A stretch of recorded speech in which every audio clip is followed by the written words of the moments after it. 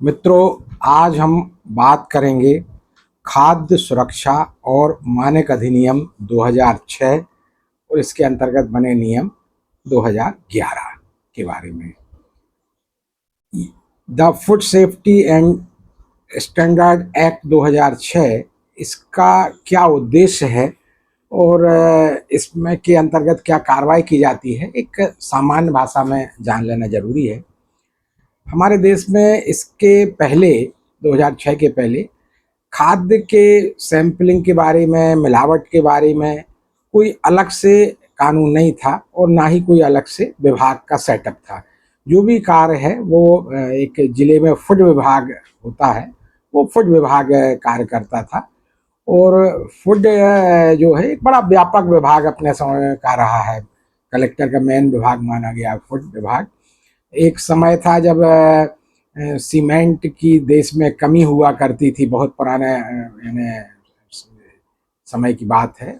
जब तब सीमेंट के जो परमिट जारी होते थे, सीमेंट पर भी राशनिंग करना पड़ी थी, तो सीमेंट के परमिट जारी होते थे कि मुझे मकान बनाना है, मुझे 20 बोरी सीमेंट चाहिए। तो इसके ये सीमेंट भी खाद्य, जबकि सीमेंट खाद्य पदार्थ नहीं है, अखाद्य है, वो भी हमारा ये फूड विभाग ही जारी करता था। तो एक इस विभाग के बारे में हम अलग से एक वीडियो बनाएंगे, बात करेंगे। लेकिन आज हम बात कर रहे हैं कि फूड विभाग से ये काम लेके एक अलग नया सेटअप बनाया गया, कुछ यानी बढ़ते हुए कार्य को देखते हुए नियम कानून को एक वैज्ञानिक पद्धति से बनाया गया। और ये जो था, ये फूड सेफ्टी एक्ट है, food safety and standard act. इसके तहत जो खाद्य से संबंधित जो विधियां थी, अलग अलग विधियां थी, इनको समेकित कर दिया, एक जगह ला दिया। खाद्य पदार्थों के लिए विज्ञान आधारित मानक अभिकथित किए कि जो साइंस बेस्ड स्टैंडर्ड बना दिए। अभी तक ऐसा नहीं था। अभी तक हम ये कहते थे कि हल्दी में मिलावट है, काहे की मिलावट है, हम ये नहीं देख पाते थे। हम कोई भी चीज़ है, एक स्टैंडर्ड ही नहीं था हमारे पास। तो ये एक निर्धारित स्टैंडर्ड नहीं था, तो एक वो भी हमने स्टैंडर्ड बनाया। खाद्य के जो विनिर्माण है, विनिर्माण होते हैं, बाई प्रोडक्ट बनाते हैं, भंडारण है, वितरण है, विक्रय है और आयात को विनियमित करने के लिए एक अधिनियम ये बनाया गया। मानव उपभोग के लिए सुरक्षित तथा स्वास्थ्यप्रद खाद्य की उपलब्धता सुनिश्चित करने के लिए ये इसका मैंने जो शुरू में बताया वो यही, इसका सबसे अधिक बड़ा उद्देश्य यही था। भारतीय खाद्य सुरक्षा और मानक प्राधिकरण की स्थापना की गई, जिसके तहत भविष्य में जो भी और समस्याएं या जो चीज़ें आएंगी उनके बारे में ये लगातार काम करेगा। संबंधित या उनके आनुषांगिक विषय जो हैं, इनके उपबंधित करने के लिए, जैसे पहले दूध के लिए एक आदेश जारी हुआ था, अब वो चीज़ इसी एक्ट में शामिल होगी। अब उसके लिए मिल्क कंट्रोल ऑर्डर की आवश्यकता नहीं, कई अलग अलग चीज़ें ऐसी हुई हैं। इसका जो सेटअप है वो राज्य में कमिश्नर फूड सेफ्टी का एक पद हर राज्य में बनाया गया। जिला स्तर पर डेजिग्नेटेड ऑफिसर का एक पद है, वो फूड सेफ्टी ऑफिसर हैं। और ये जो फूड सेफ्टी ऑफिसर सैंपल भेजेगा, तो इसके लिए एक जो प्रयोगशाला बनाई गई, उसमें फूड एनालिस्ट यानी खाद्य विश्लेषक, जो कि ये जो सैंपल हैं उनकी वैज्ञानिक पद्धति से जांच करेंगे।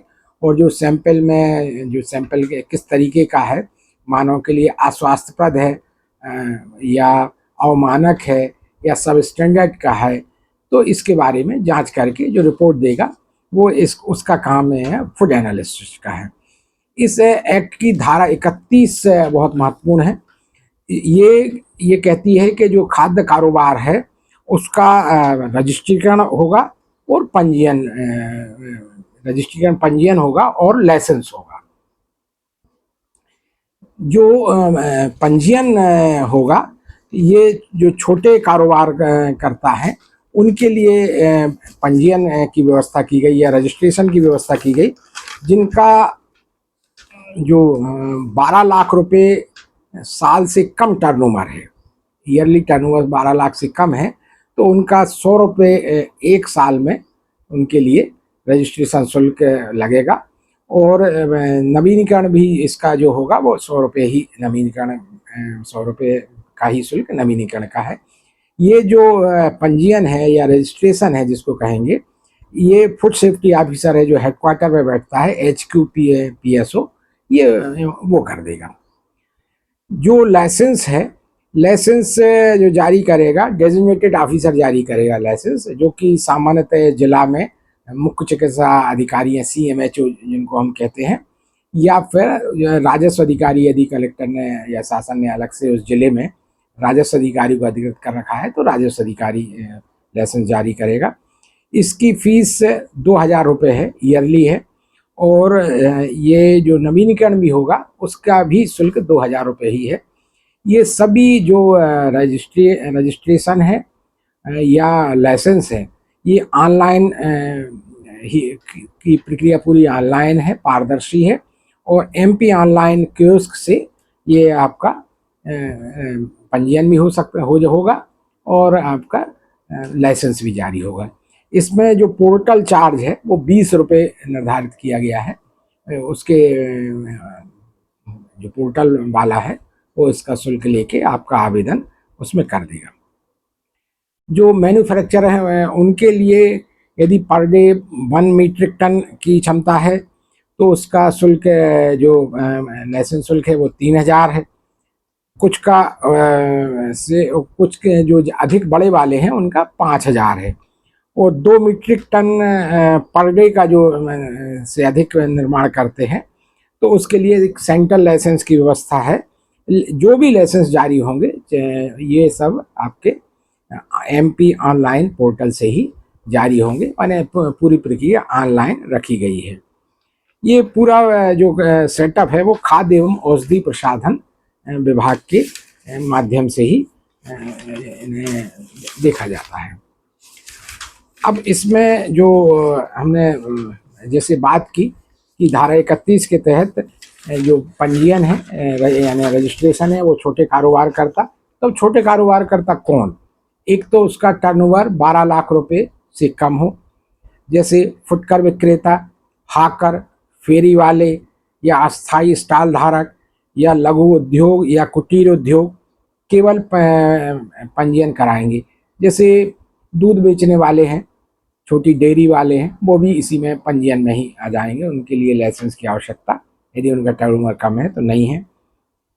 ये यदि ऑनलाइन आवेदन 2 माह की अवधि हो जाती है और यदि आपके आवेदन का निराकरण नहीं हुआ तो कारोबारी करता, खाद्य कारोबार करता अपना कारोबार प्रारंभ कर सकता है। लाइसेंस जो जारी होगा वो नियत प्रारूप में होगा, सशर्त जारी होगा, उसमें कुछ शर्तें लिखी होंगी। जो फूड सेफ्टी ऑफिसर है इसके जो दायित्व हैं वो किसी फूड का, खाद्य पदार्थ का या उसका जो खाद्य पदार्थ से बना हुआ प्रोडक्ट है उसका नमूना ले सकेगा। जो नमूना लेगा वो ऐसे होना चाहिए जो मानव भोग के लिए विक्रय से आश्रित हो या विक्रय किया गया हो। इस संबंध में ये स्पष्ट कर रहे हैं कि जैसे किसान के खेत में कोई फसल या वो है तो उनके हम सैंपल नहीं लेते, उन जब वो विक्रेता के रूप में वो चीज़ आएगी तभी उसका सैंपल सामान्यतः लिया जाता है। डेयरी या जो दूध विक्रेता है उनकी स्थिति अलग है। यदि फूड सेफ्टी ऑफिसर को गंभीर उल्लंघन यदि प्रतीत होता है तो वो उस खाद्य पदार्थ को सीज कर देगा। जैसे खोवा में यदि उसको लग रहा है कि उसमें बदबू आ रही है, सड़ चुका है, फल लगभग मैंने अलग समझ में आ रहे हैं कि वो खाने योग्य नहीं है, तो उसको वो सीज कर देंगे। नमूना लेने के बाद उक्त खाद्य कारोबारकर्ता को सुरक्षित अभिरक्षा में रखेगा। उसी व्यक्ति को सौंप दिया जाएगा कि भाई इसको आप सुरक्षित रखिए। किसी भी जो खाद्य या खाद्य पदार्थ के 4 नमूने लिए जाएंगे। 4 नमूने जो हम लेंगे, एक नमूना जांच के लिए भेजेंगे, एक नमूना खाद्य कारोबारकर्ता को हम देंगे कि यदि वो चाहे तो वो भी जांच करा सकता है, शासकीय प्रयोगशाला से वो जांच करा सकता है और वो यानी उसके लिए कुछ शुल्क देना पड़ेगा। फूड सेफ्टी ऑफिसर जो भी जहाँ खाद्य कारोबार हो रहा है वहाँ प्रवेश कर सकेगा, निरीक्षण कर सकेगा, नमूना तो ले ही सकता है। लेकिन जो नमूना लेगा, 4 नमूने लेगा, तो इसमें जो खाद्य की लागत है उसका पैसा फूड सेफ्टी ऑफिसर उस खाद्य कारोबारकर्ता को देगा। यानी जैसे यदि मिठाई का नमूना ले रहा है तो उस मिठाई की जो कीमत निर्धारित है वो वहाँ देगा और उसकी एक रसीद प्राप्त करेगा और केस में लगाएगा। एफएसओ स्थल पंचनामा बनाएगा। ये जब नमूना लेता है तो उसका मौके का एक पंचनामा बनाएगा। जो नमूना लिया जाएगा उसको सीलबंद किया जाएगा, ब्राउन पेपर चिपकाएंगे, उस पर साइन वगैरह करेंगे, किस चीज़ का नमूना है लिखा जाएगा, किस तारीख को लिया गया लिखा जाएगा, और जो गवाह उस समय उपस्थित होंगे उनके हस्ताक्षर कराएंगे। और खाद्य कारोबारकर्ता से भी कहा जाएगा कि आप हस्ताक्षर कर देंगे। यदि वो हस्ताक्षर कर देता है तो सो फार सो गुड, यदि वो नहीं करता तो वैसा लिख दिया जाएगा। धारा 39 इसकी कहती है कि ये धारा थोड़ी एक अलग है, बाकी एक्ट में इतने स्पष्ट प्रावधान नहीं है कि यदि जो मेन फूड सेफ्टी ऑफिसर के खिलाफ ये यानी उसको दंडित करने के लिए धारा है। सामान्यतः कानून में ऐसे प्रावधान नहीं होते और एक अलग से ही आईपीसी सीआरपीसी के तहत कार्रवाई करना होती है। लेकिन इस एक्ट में स्पेसिफिक प्रावधान किया गया है।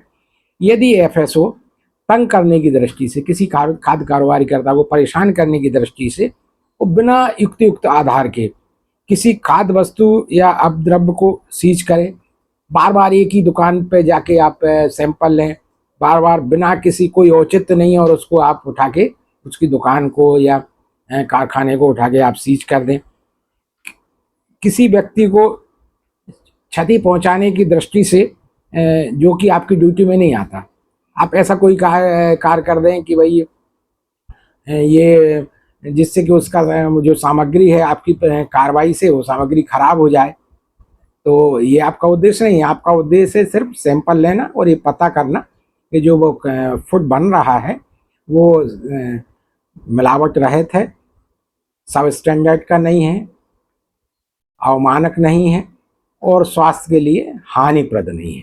इनमें से यदि कोई चीज़ है तो आपको ये देखना है। आपको उद्देश्य उसका फूड नष्ट करना तब तक नहीं है जब तक कि वो वैसा इन चीज़ों में से प्रतीत ना हो। फूड सेफ्टी ऑफिसर पे यदि ये आरोप अपराध सिद्ध हो जाता है तो उसके ऊपर 1 लाख रुपए तक का जुर्माना किया जा सकता है।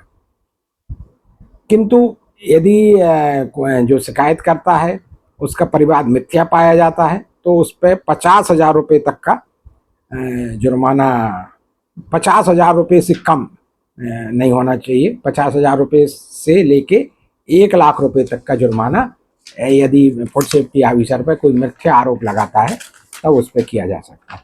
इस दृष्टि से यह एक्ट थोड़ा सा एक अलग स्पेसिफिक प्रावधान कर रहा है। धारा 42 में अभियोजन की बात कही गई है कि अभियोजन यदि यानी अनहेल्दी ये पाया जाता है, अस्वास्थ्यप्रद नमूना जांच में कोई खाद्य का पाया जाता है तो न्यायालय में फूड सेफ्टी ऑफिसर बात दायर करेगा।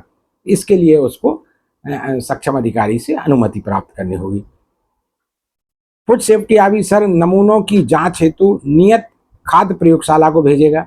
एक राज्य द्वारा प्रयोगशालाएं इसके लिए बनाई गई हैं, उन खाद्य प्रयोगशालाओं को भेजेगा। जैसे मध्य प्रदेश में वर्तमान में भोपाल में प्रयोगशाला है और अभी जबलपुर और 1-2 जगह और बनने वाली है, लेकिन अभी वर्तमान में भोपाल नमूने भेजे जा रहे हैं।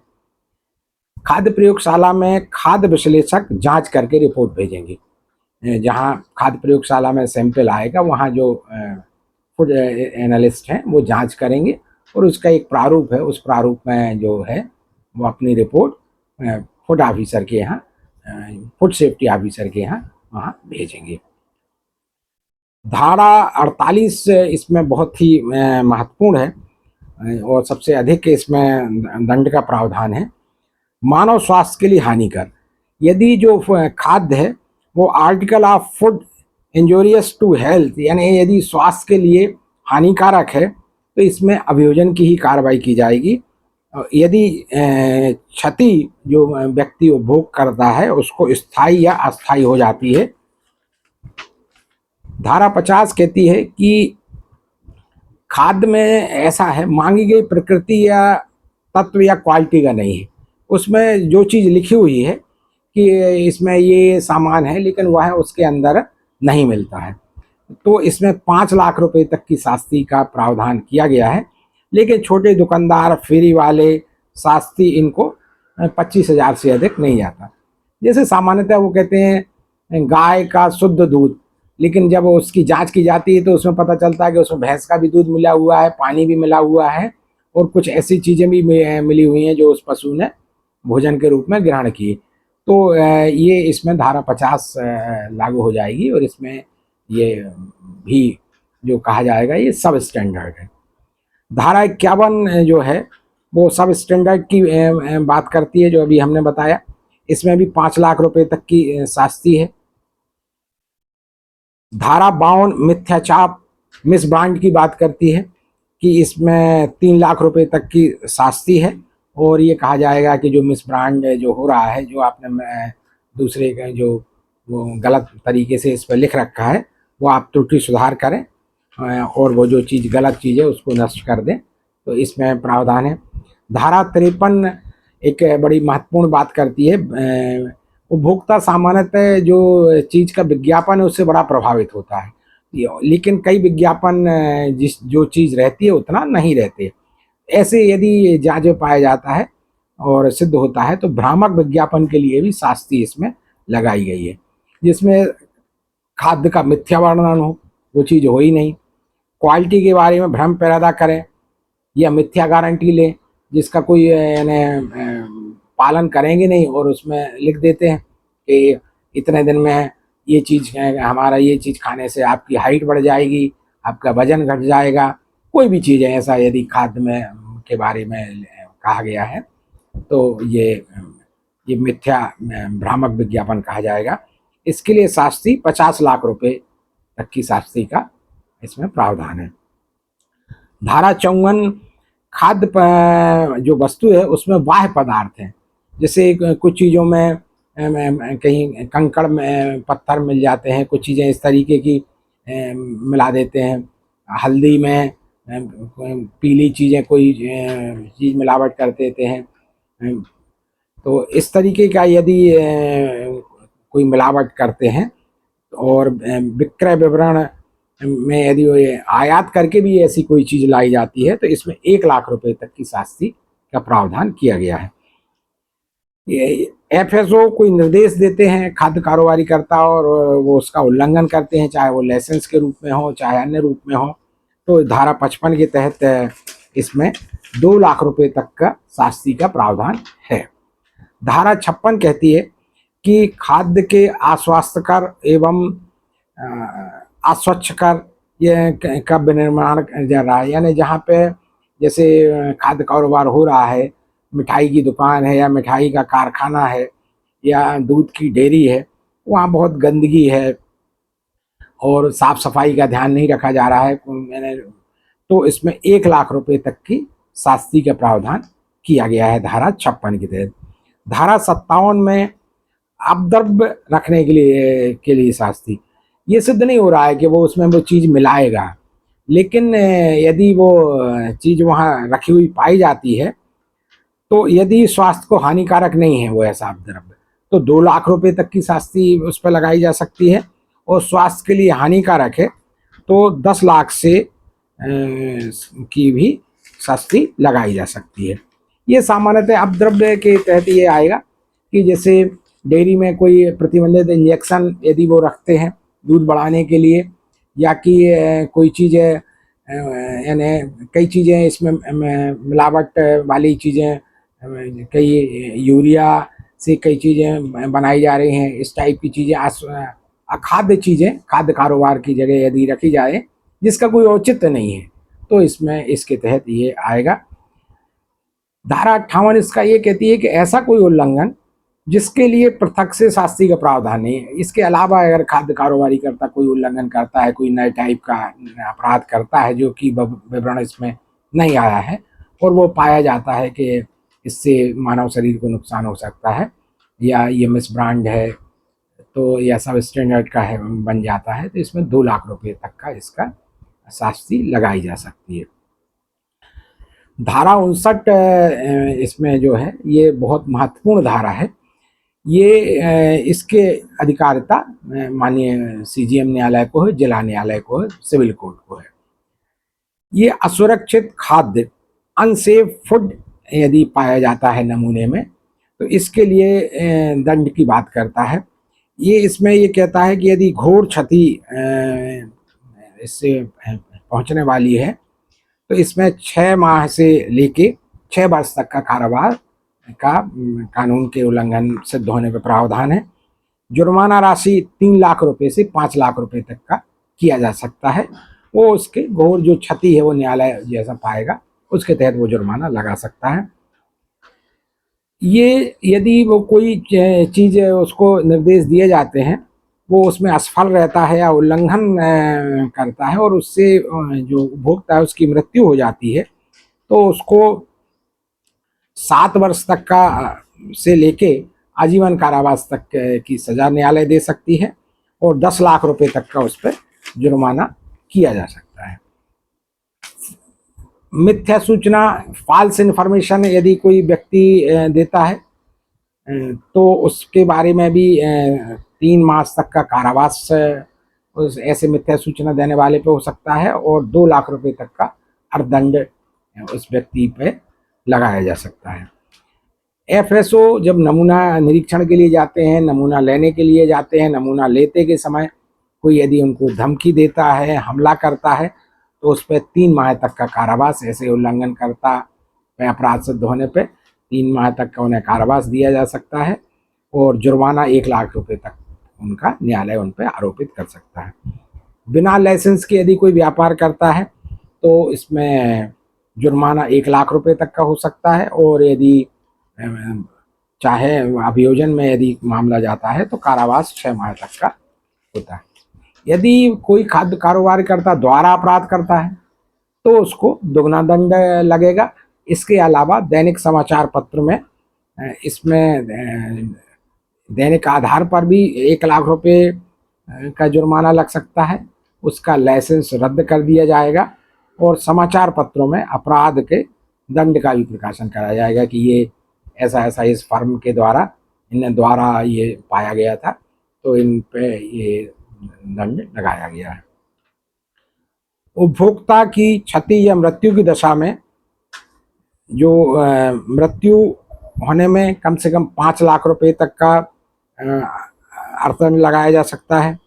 घोर क्षति में 3 लाख और अन्य क्षति में 1 लाख तक की राशि उस पर खाद्य कारोबारीकर्ता पे आरोपित की जा सकती है और इसका भी समाचार पत्र में प्रकाशन कराया जाएगा। जो अनुज्ञप्ति है, लाइसेंस है, वो रद्द कर दिया जाएगा और जो खाद्य कारोबारीकर्ता को या निर्माता को कहा जाएगा यदि वो पक्षकार है कि वो बाजार से वो खाद्य सामग्री दुकान से वो वापस ले लें और इसको तभी भेजें, तब उसमें सुधार की बात है। यदि कंपनी अपराध करती है, कोई भी मैन्युफैक्चर कंपनी है, तो उनके निर्देशक को या प्रबंधक को या सचिव को या अन्य जो भी अधिकारी हैं उनके विरुद्ध ही ये अपराध बनेगा, उनके विरुद्ध ये मामला लगाया जाएगा। धारा 68 ये कहती है कि इसमें जो अनहेल्दी के अलावा जो मामले हैं वो न्यायिक निर्णय अधिकारी सुनेंगे और न्यायिक निर्णय अधिकारी अपर जिला मजिस्ट्रेट को बनाया गया है। अपर जिला मजिस्ट्रेट जब इसमें कार्रवाई करेगा तो सिविल न्यायालय की शक्तियाँ का उपयोग करेगा, सिविल न्यायालय की शक्तियाँ उसे होगी। आईपीसी की धारा 193 और 228 के तहत वो कार्रवाई कर सकेगा और उसको सीआरपीसी की धारा 345 और 346 के प्रयोजन के लिए न्यायालय माना जाएगा, यानी उसके ऊपर जो है उसको एक संरक्षण मिला हुआ है। धारा 70 जो कहती है वो खाद्य सुरक्षा अपील का प्रावधान की बात करती है कि जो न्यायिक निर्णय अधिकारी ने जो निर्णय दिया है या सीजीएम न्यायालय ने जो निर्णय दिया है इसके विरुद्ध अपील में व्यक्ति जो खाद्य कारोबारी करता है या जो भी इसमें आरोपी है वो 45 दिन के भीतर अपील कर सकता है, जो कि जिला न्यायालय में होगी। न्यायिक निर्णय अधिकारी जो एक्ट की धाराएं हैं, मुख्य तौर से धारा 50 से लेके धारा 58 तक और 64 से 67 तक, इन धाराओं का उपयोग है। जो अपर जिला मजिस्ट्रेट को 90 दिन के अंदर केस दर्ज होने के बाद आदेश पारित कर देना चाहिए। जैसे ही न्याय निर्णायक अधिकारी या अपर जिला मजिस्ट्रेट के न्यायालय में मामला एफएसओ प्रस्तुत करेगा, वो सूचना पत्र जारी करेगा। जो आरोपी है, जिस पे आरोप लगाए गए हैं, उसको सुनेगा। जो साक्ष्य हैं वो साक्ष्य को देखेगा दोनों पक्षों के, और फिर इसमें विधिवत आदेश पारित कर देगा। इसमें मुख्यतः एक बात आती है कि 3 शब्द मुख्यतः इसमें आए हैं कि एक, यदि अनसेफ खाद्य जांच में पाया जाता है कि अनसेफ व्यक्ति के लिए है, स्वास्थ्य के लिए हानिप्रद है, तो वो माननीय सीजीएम न्यायालय में मामला जाएगा और इसमें अधिक दंड का प्रावधान है। यदि सब स्टैंडर्ड का है या मिस ब्रांड है, मिथ्या छाप है, तो वो अपर जिला मजिस्ट्रेट के यहाँ मोटे तौर से मामले सुने जाएंगे। जो फूड सेफ्टी ऑफिसर नमूना लेंगे, तो वो 2 प्रकार के नमूना लेंगे, एक सर्विलांस के नमूना लेंगे और एक लीगल नमूना लेंगे। जब वो सर्विलांस के नमूना लेते हैं, तो वो नमूने सिर्फ जानकारी के लिए होते हैं, लोगों के बताने के लिए होते हैं खाद्य कारोबारी कर्ता को कि आप ये जो चीज़ बेच रहे हैं, ये इसमें ये जो लिखा हुआ है ये वो सही नहीं है, ये चीज़ आपकी मिस ब्रांड है या सब स्टैंडर्ड की है। यदि उसमें ये पाया जाता है कि ये चीज़, यदि नमूना जांच में सही पाया जाता है तो कोई दिक्कत नहीं होती है। लेकिन जब उसको न्यायालय में केस दर्ज करना होता है या न्यायिक निर्णय अधिकारी अपर जिला मजिस्ट्रेट के केस दर्ज करना होता है, तो लीगल नमूना लेना होता है। और उसमें जैसा कि शुरू में बताया कि 4 नमूने लिए जाएंगे और उनको भेजा जाएगा, तो वो लीगल नमूना सर्विलांस में से ही वो व्यक्ति चाहे तो उन्हीं में से लीगल नमूना भी ले सकते हैं, और ये आपके लीगल नमूने के आधार पर ही कार्रवाई की जाती है। सर्विलांस के आधार पर जो है सिर्फ एक जानकारी दी जाती है। कुल मिला के ये एक्ट का जो उद्देश्य है वो ये है कि लोगों को एक अच्छा स्वस्थप्रद खाद्य प्राप्त हो, और उनको एक कानून के दायरे में ऐसे जो खाद्य कारोबारी करता है या निर्माता हैं, उनको एक सेपरेट एक एक्ट के तहत उनको लाया जाए, और कोई भी चीज़ यदि गड़बड़ी है तो उसका एक समय सीमा में निश्चित डेजिग्नेटेड ऑफिसर के द्वारा निराकरण किया जाए।